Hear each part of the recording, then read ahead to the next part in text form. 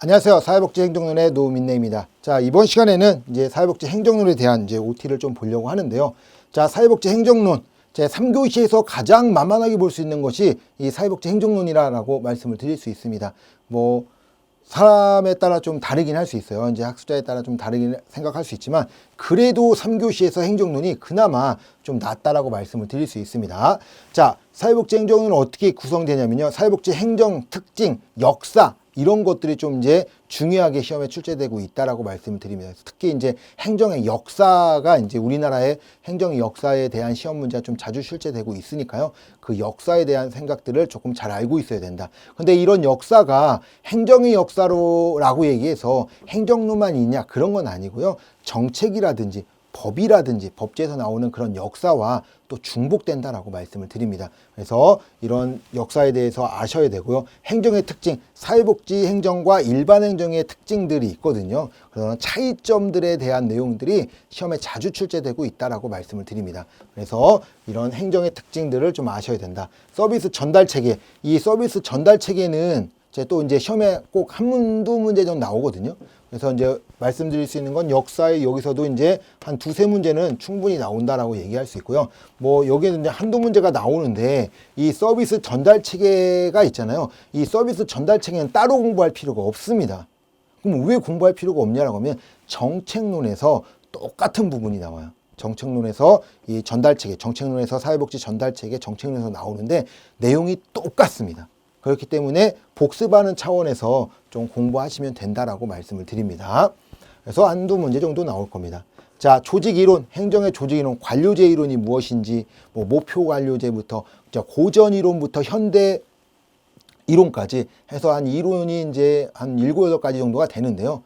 7, 8개 더 되겠네. 한 10가지 정도 되겠는데 이런 내용들이 시험에 또 자주 출제되고 있어요. 그래서 이런 이론이 또 이제 보통 두세 문제 정도 나오고 뭐 고전 이론에 대한 내용들, 뭐 과학적 관리론, 인간관계론, XY 이론, 뭐 Z 이론 많은 이론들이 있습니다. 근데 이런 특징들을 조금 잘 알고 있어야 이런 구조에 대해서 대처할 수 있다라고 이제 말씀을 드릴 수가 있습니다. 자, 그리고 기획과 의사결정이 있어요. 기획을 어떻게 할 건지, 의사결정은 어떻게 할 건지 이런 내용들이 또 시험에 자주 출제되고 있는 부분이다라고 말씀을 드릴 수가 있습니다. 그래서 뭐 우리가 기획을 하는 방법들, 그리고 이제 기획 기법들 이런 것들인데 그런 내용들이 중요하게 나오고요. 의사결정을 하는 데 있어서 어떻게 의사결정을 할 것이냐 이런 것도 다 잘 출제되고 있다. 자, 리더십과 인적 자원이 있어요. 자, 리더십도 있겠죠. 리더십을 어떻게 사용할 거냐, 어떤 리더십이냐. 자, 리더십에 있는데 리더가 어떤 상황에 따라 이제 리더십이 나타날 수도 있고, 뭐 이제 특성 이론이라든지, 리더십 특성 이론, 뭐 상황 이론이라든지, 뭐 이제 이런 리더십의 이런 내용들도 자주 출제되고 있다라고 말씀을 드립니다. 그래서 이런 내용들이 또 중요하게 이제 행정론에서 이야기가 되고 있기 때문에 거기에 따른 인적 자원이라든지 뭐 리더십에 대한 내용들도 좀 충분히 좀 보셔야 된다라고 말씀을 드립니다. 이것 또한 4에서 5문제 정도 나오겠죠. 자, 재정 관리라든지 프로그램 평가가 있어요. 뭐 맨날 자주 매해 이제 출제되고 있는 평가에 대한 내용들도 있고요. 그리고 이 재정 관리하는 방법들, 뭐 연기준이냐, 기획기법이냐, 뭐 이제 이런 많은 방법들이 있거든요. 그래서 이제 그런 이론들을 좀 잘 알고 구분할 수 있으면 좀 쉽게 풀 수 있는 과목이 이 행정론이다라고 합니다. 이것도 한 4, 5문제 정도는 나올 겁니다.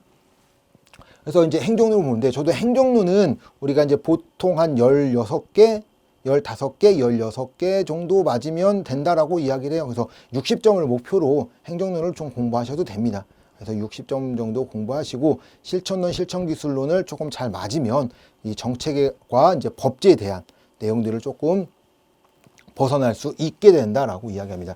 그래서 제가 봐도 이 3교시에서는 이 행정론이 가장 쉽지 않을까라고 생각하고요. 또 어떤 분들 좀 사람마다 다르기 때문에 어떤 학습자는 저한테 이제 법제론이 제일 쉬웠어요 라고 이제 하시는 분들도 계시는데 이런 건 좀 사람 따라 좀 다르기 때문에요.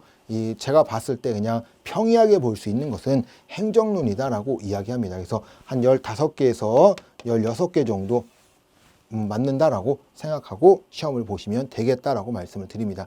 그렇게 이제 억압 좀 힘들다라고 이제 느끼진 않으셔도 되는 부분이 이 행정론이다라고 얘기합니다. 그 다른 제가 봐도 지역사회보다 어떻게 보면 지역사회보다 이 행정론이 더 쉽다라고 하시는 분들이 더 많아요. 그렇기 때문에 이 지역사회복지론에 대한 그런 특징보다 이 행정론에 대해 좀 더 높은 점수를 받는 분들이 많다라고 말씀을 드립니다. 그래서 3교시에서는 요 행정론에서 좀 점수를 많이 취득할 수 있어야 된다라고 말씀을 드리겠습니다. 자, 이렇게 해서 이제 행정론에 대한 내용을 했는데요. 그렇게 3교시이기 때문에 걱정을 너무 하시는 것보다는 좀 이제 행정론에 대해서 전략을 짜서 좀 높은 점수를 맞을 수 있도록 노력하는 것이 좋지 않을까라고 생각하겠습니다. 자, 이번 사회복지 행정론 OT는 여기서 마치도록 하겠습니다. 수고하셨습니다.